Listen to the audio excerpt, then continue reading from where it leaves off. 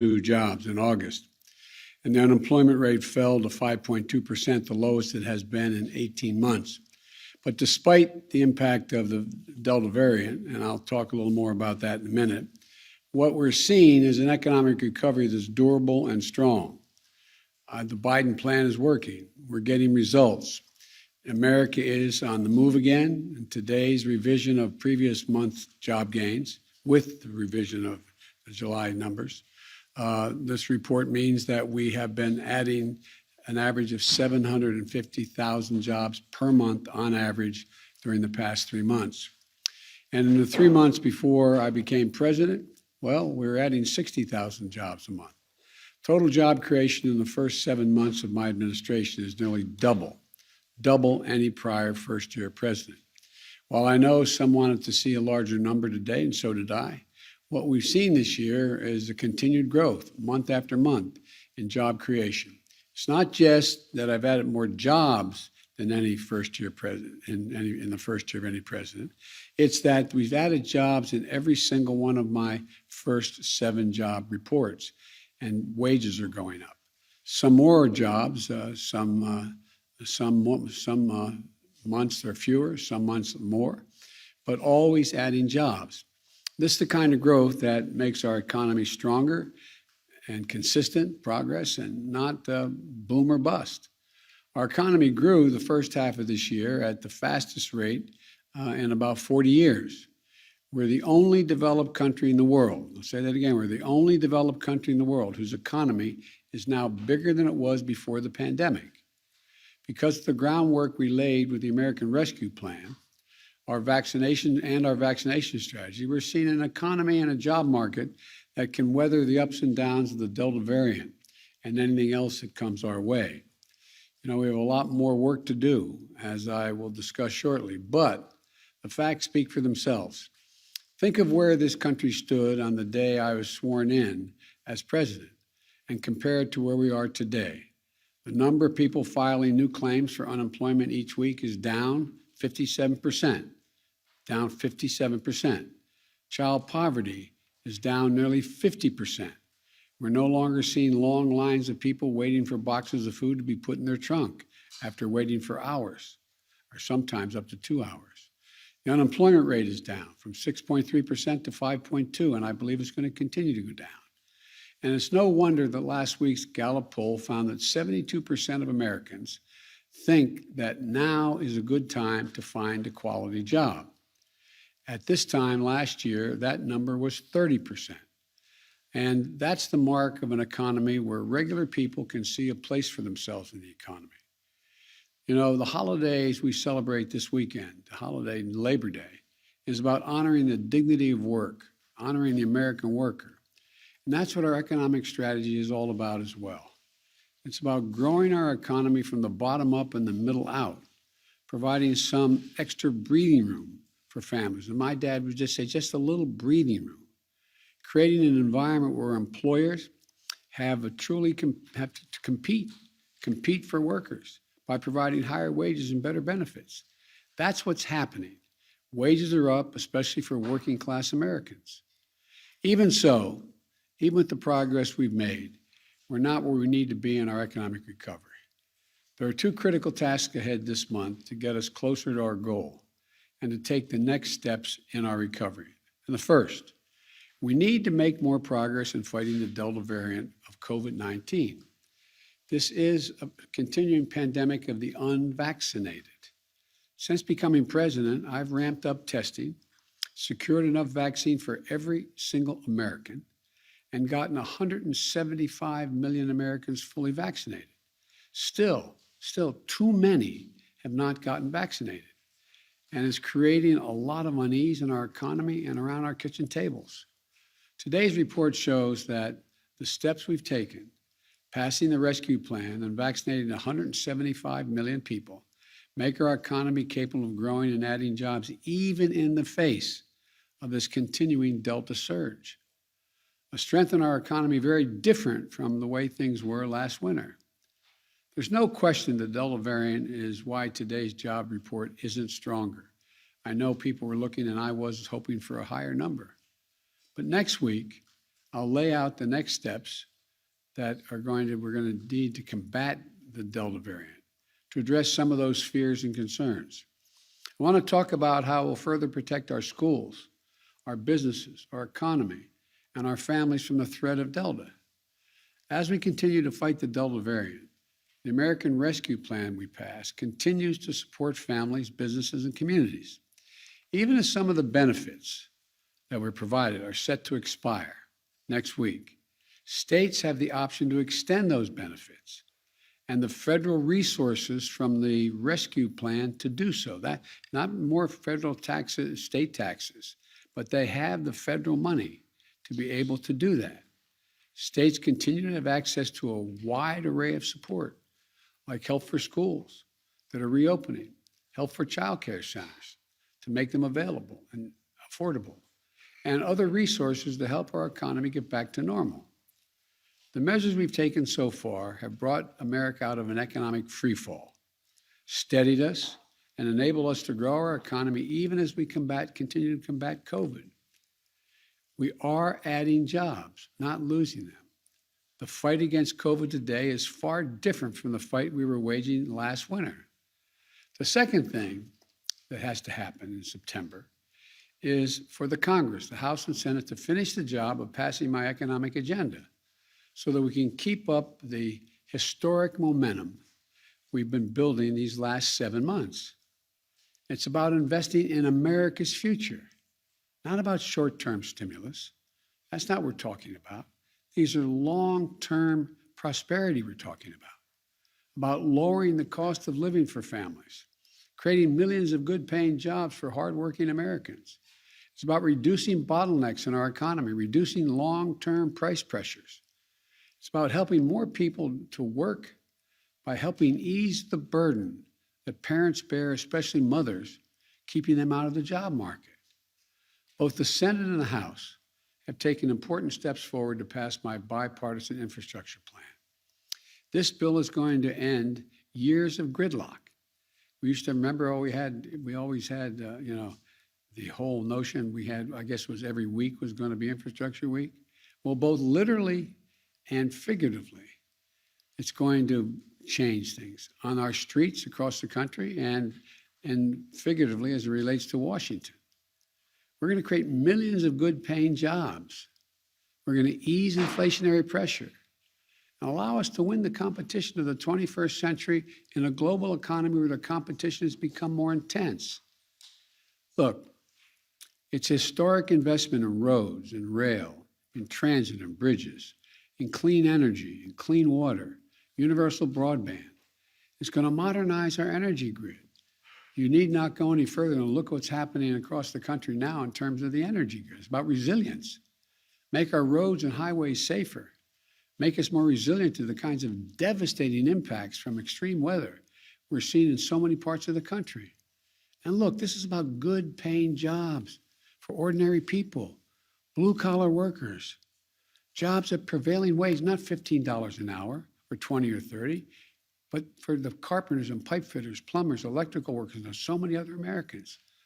About 90% of the jobs we'll create with this plan won't require a college degree, but will fundamentally transform the lives of millions of people. It's going to transform America and propel us into the future, just as we did when we built the Transcontinental Railroad, when we electrified the country with the TVA.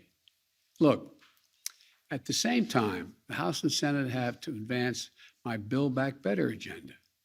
That bill contains critical investments in child care to make it easier for families to be able to go to work and assure their child is being taken care of.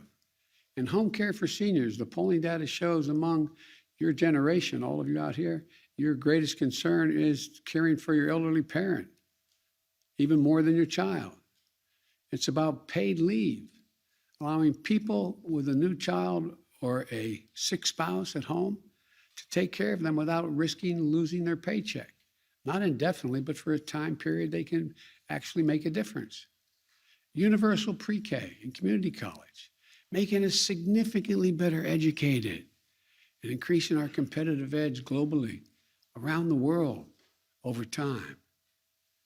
And we'll combat climate change by building our clean energy future, creating, the experts point out, millions of jobs and building windmills and solar panels all around the country and transferring that energy, transmitting it to parts that don't have that capacity.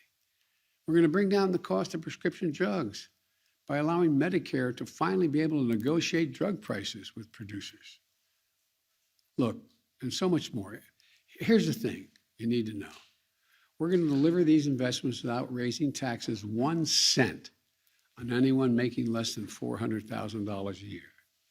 How are we going to do that? We're going to do it by leveling the playing field, by just having a fair system where we ask the largest corporations and the wealthiest Americans to begin to pay their fair share, not more. They can still make millions of dollars. The super wealthy are still going to be able to have 3 homes. It's not going to affect anything. The fact of the matter is, though, it's about time they begin to pay their fair share. For example, you've heard me say it before, and I'll say it again, but it's the best example to make clear to people a very complicated notion. 55 of the largest corporations in America last year paid zero in federal taxes. I don't care what your position is. It just seems to me it's time they start to pay their fair share, like everybody else. Just pay a little bit here. And it comes up to billions of dollars if they pay.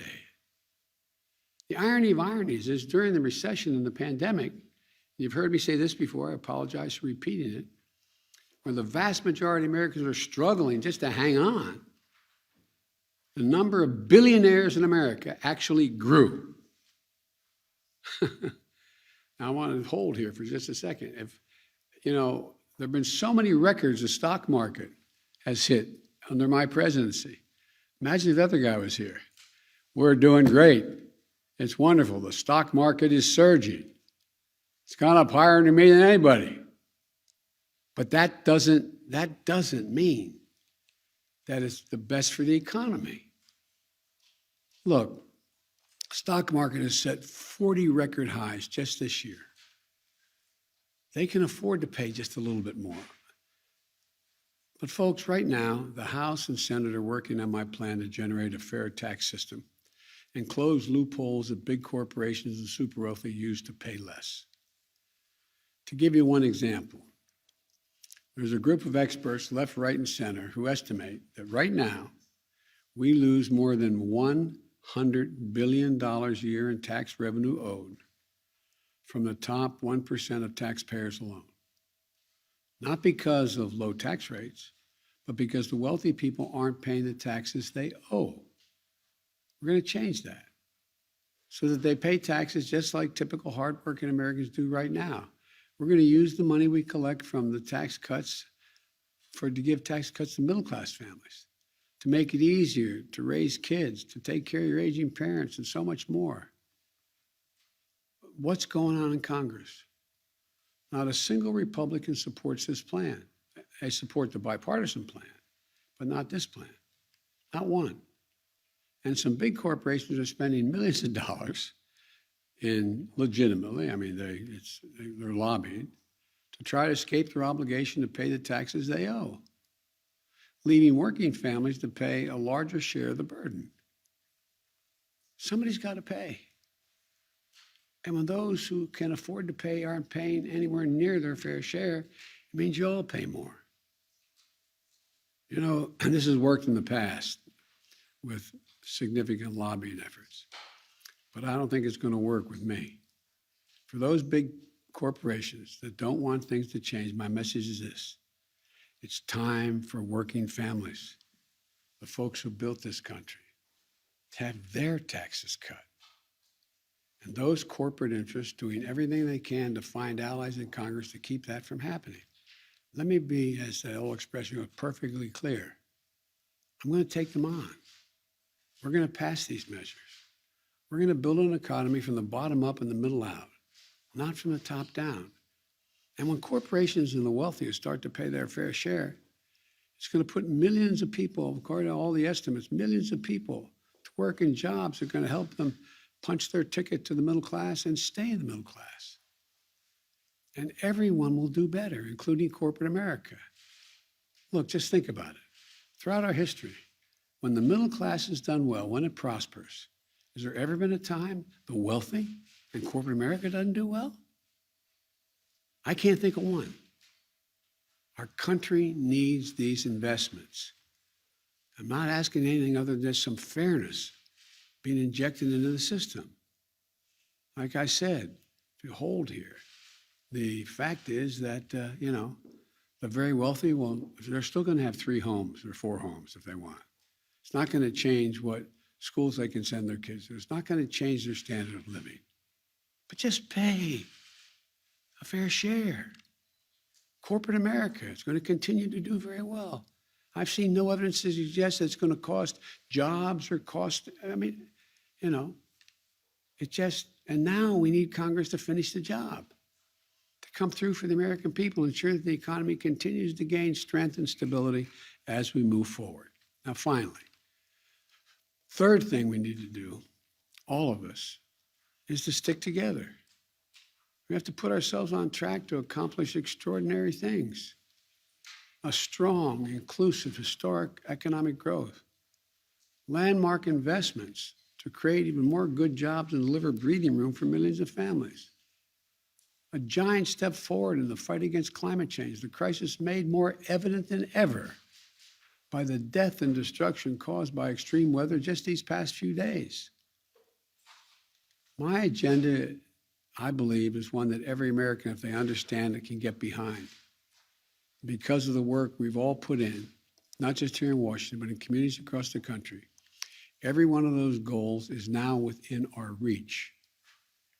Coming together has always been part of the DNA of Americans. And if we can summon that instinct within us to unite as one people, one nation, there's nothing beyond our capacity. So let's keep going. Let's stick together. Let's remember who we are. You've heard me say it time and again, we're the United States of America. And the rest of the world is looking to us. Just because we are the most prosperous nation in the world right now. We're growing. And there's a fairness to what we're doing. A fairness. We'll still have millionaires. We'll still have billionaires. We'll still have corporations that do incredibly well and CEOs that make a lot of money. But everybody has to start paying their fair share. Thank you very much. Abortion rights in Texas, sir? Pardon me? One question on abortion rights in Texas, sir. What would be your message to women in Texas, and what can your administration do to protect abortion rights on a federal level? I'm late for going down. I'm going to talk about these things from Louisiana, but I have been, continue to be, a strong supporter of Roe v. Wade. Number one. And the most pernicious thing about the Texas law, it sort of creates a vigilante system where people get rewards to go out to, anyway. And it just seems, I know this sounds ridiculous, almost un-American, what we're talking about. Not to debate about, I respect people who think that, who don't support Roe v. Wade. I respect their views. I respect them, those who believe life begins at the moment of conception and all. I respect that. Don't agree, but I respect that. I'm not going to impose that on people. But what I was told, and I must tell you, I am not certain. I was told that there are possibilities within the existing law to have the Justice Department look and see whether are there things that can be done that can limit the independent action of individuals in enforcing a federal system, a state law. I don't know enough to give you an answer yet. I've asked that to be checked. Thank you all very much. On the status of getting Americans out of Afghanistan? Mr. President, what about booster shots? What What about confusion about booster shots, sir?